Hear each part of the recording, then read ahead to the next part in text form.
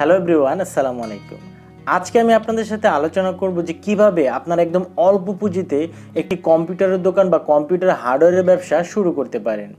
আজকের এই ভিডিওতে আমি পুরো বিস্তারিত আলোচনা করব যে কিভাবে আপনারা প্রথম অবস্থায় এই ব্যবসাটি শুরু করবেন, একদম প্রাথমিক অবস্থায় কত টাকা আপনাকে ইনভেস্টমেন্ট করতে হবে, কি ধরনের প্রোডাক্ট আপনি বিক্রি করবেন, কোন জায়গা থেকে পাইকারিতে প্রোডাক্ট কিনে আনবেন, কত টাকা লাগবে প্রোডাক্টগুলো কিনতে, তারপর আপনার লাভ কেমন থাকবে, সব কিছু নিয়ে আজকের এই ভিডিওতে পুরো বিস্তারিত আলোচনা করব। তাই একটু কষ্ট করে পুরো ভিডিওটি আপনারা শুরু থেকে শেষ পর্যন্ত দেখবেন। আশা করি যারা কম্পিউটার দোকান বা কম্পিউটার হার্ডওয়্যার ব্যবসা করতে যাচ্ছেন তারা পুরো একটি কমপ্লিট গাইডলাইন আপনারা পেয়ে যাবেন। সব টপিক নিয়ে আজকে আলোচনা করব যে এই ব্যবসাটা কিভাবে আপনারা শুরু করবেন। তাই আশা করছি পুরো ভিডিওটি একটু কষ্ট করে দেখবেন। আশা করি অনেক তথ্য আপনারা এই একটি ভিডিও থেকেই পেয়ে যাবেন। আর আপনি যদি আমার চ্যানেলে একদম নতুন হয়ে থাকেন, আমাকে ফার্স্ট দেখে থাকেন, তাহলে অবশ্যই আমার চ্যানেলটি সাবস্ক্রাইব করে রাখবেন। চলুন তাহলে শুরু করা যাক আমার আজকের ভিডিওটি। যে কোনো ব্যবসা শুরু করার আগে সবার প্রথম আমাদের মাথায় যে চিন্তা ভাবনাটা থাকে তা হলো বাজেট। ছোট ব্যবসা হোক আর বড় ব্যবসা হোক, একটা বাজেট কিন্তু সবসময় রাখতে হয় যে প্রাথমিক অবস্থায় আপনি কত টাকা ইনভেস্ট করবেন, কত টাকা ইনভেস্ট করলে ব্যবসাটি থেকে আপনি ভালো আউটপুট পাবেন। এই জিনিসটা কিন্তু সবার মাথায় থাকে।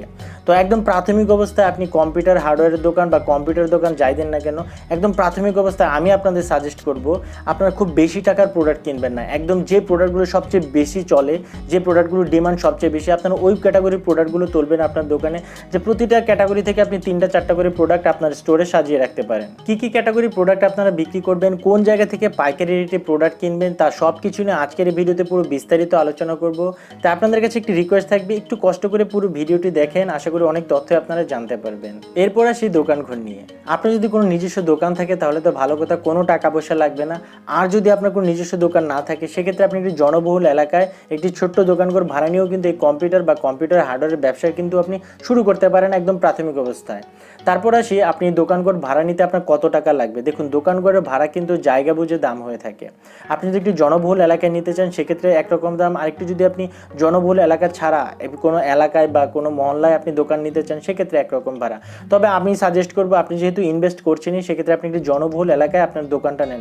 একদম বড় পরিসরে শুরু করার কোনো প্রয়োজন নেই। একদম ছোট্ট পরিসরে আপনি শুরু করেন, ছোট্ট একটা দোকানঘর ভাড়া নিয়ে আপনি কিন্তু এই ব্যবসাটা শুরু করতে পারেন।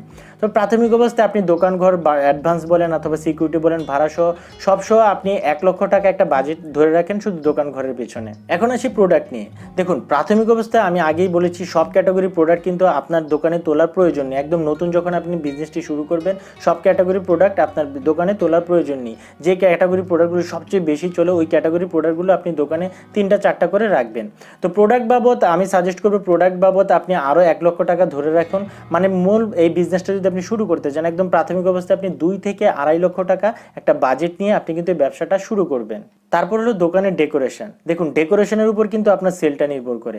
আপনি আপনার টপ প্রোডাক্টগুলো, যে প্রোডাক্টগুলো সবচেয়ে বেশি চলে, ভালো ব্র্যান্ডের প্রোডাক্টগুলো আপনি সুন্দরভাবে আপনার দোকানে ডিসপ্লে করবেন। দেখুন, ডিসপ্লে করার জন্য আপনি যে কোনো একটা কম্পিউটারের দোকানে যান, দেখবেন তারা খুব সুন্দরভাবে তাদের কম্পিউটারের বিভিন্ন প্রোডাক্ট, তারপর বিভিন্ন হার্ডওয়্যারের জিনিসগুলো কিন্তু খুব সুন্দরভাবে ডিসপ্লে করে রেখেছে। বিভিন্ন কম্পিউটারের মনিটর, তারপর সিপিইউ, অনেক কিছু কিন্তু তারা খুব সুন্দরভাবে ডিসপ্লে করে রেখেছে। এমনভাবে ডিসপ্লে করবেন যাতে যে কোনো কাস্টমার দেখা মাত্রই আকৃষ্ট হয়ে যায়।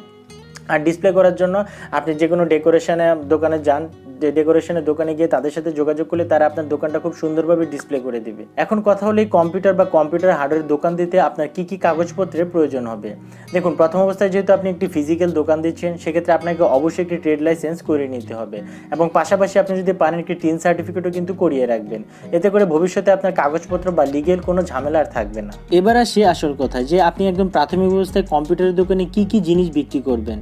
কম্পিউটারের অনুষঙ্গ হিসেবে আপনি এলসিডি এবং LED monitor, UPS, speaker, headphone, keyboard, mouse, pen drive, বিভিন্ন কম্পিউটারের কেচিং, তারপর সিডি এবং DVD disc, modem, network item, তারপর বিভিন্ন ধরনের রাউটার রয়েছে। এই জিনিসগুলো কিন্তু আপনি বিক্রি করতে পারেন কম্পিউটারের অনুষঙ্গ হিসেবে।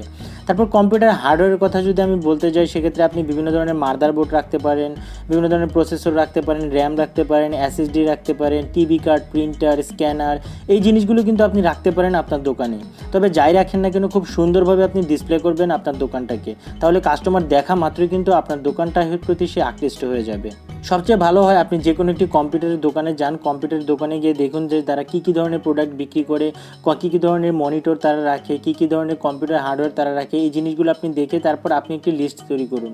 দেন আপনি সেই লিস্টটি নিয়ে আপনি যেখান থেকে পাইকারিতে প্রোডাক্ট কিনবেন সেখানে চলে যান, তারা আপনাকে ব্যবসাটি সম্পর্কে পুরো বিস্তারিত ধারণা দিয়ে দিবে। এখন কথা হলো কোন জায়গা থেকে আপনারা পাইকারি রেটে প্রোডাক্ট কিনবেন। দেখুন, পাইকারিভাবে কম্পিউটার বিভিন্ন যন্ত্রাংশ বা কম্পিউটার কিনতে হলে আপনি ঢাকার এলিফ্যান্ট রোডে অবস্থিত মাল্টিপ্লেন সেন্টারে চলে যেতে পারেন। এছাড়া আগারগাঁও অবস্থিত আইডিবি ভবনেও চলে যেতে পারেন।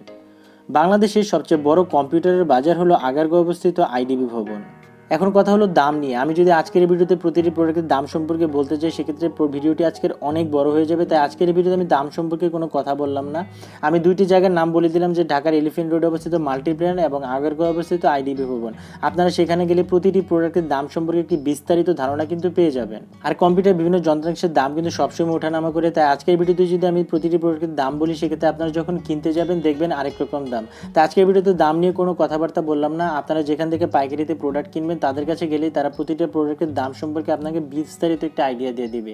তো প্রিয় ভিউয়ার্স, এই কম্পিউটার বা কম্পিউটার হার্ডওয়্যারের ব্যবসা যদি আপনি শুরু করতে চান বা দোকান যদি আপনি দিতে চান, সেক্ষেত্রে আপনাকে কম্পিউটার প্রতিটি যন্ত্রাংশ, কম্পিউটার প্রতিটি হার্ডওয়্যার সম্পর্কে কিন্তু আপনাকে ডিটেল একটি ধারণা রাখতে হবে। কোন জিনিসটা কি কাজ করছে সব কিছু কিন্তু আপনাকে জানতে হবে। এবং পাশাপাশি আপনি কম্পিউটার দোকানের পাশাপাশি আপনি কম্পিউটার বা কম্পিউটার হার্ডওয়্যারের মেরামতের কিন্তু একটা ব্যবস্থা আপনার দোকানে রাখতে পারেন। এক্ষেত্রে কিন্তু আপনার একটা সাইড ইনকাম হয়ে যাচ্ছে। আপনি কম্পিউটার জিনিস বিক্রি করছেন এবং সেগুলো মেরামতও করছেন। এক্ষেত্রে কিন্তু আপনার একটা ভালো ইনকাম সোর্স কিন্তু আপনি এই জায়গা থেকে পেয়ে যেতে পারেন।